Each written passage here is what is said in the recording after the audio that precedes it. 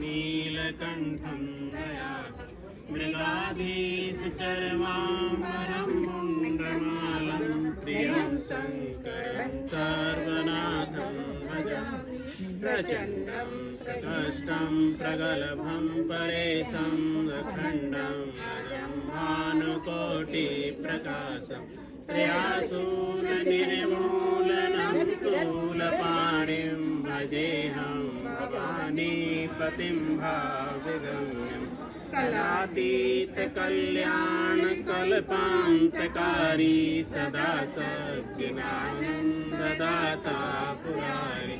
चिदानन्दसन्दोह मोहापहारी प्रसीद प्रसीद प्रभो मन्मथारी मया भक्तुमानतपादारविन्दं भजन्ति लोके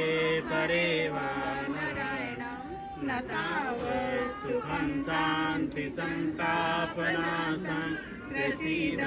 प्रभो सर्वभूतादिवासं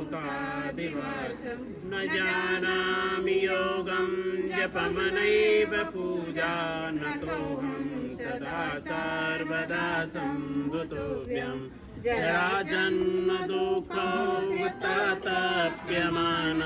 प्रभो पाह्यापन्नमामि ससङ्गो उपाह्यापन्नमामि ससङ्गो रुद्राष्टकमिदं प्रोक्तं विप्रेण हरतो सये ये पठन्ति नरा भक्त्या श्यामशम्भो प्रहीत् ओम शाम सदाशिवार्पणमस्तु महाकाल की जय नमः पार्वती पतये हर हर महादेव।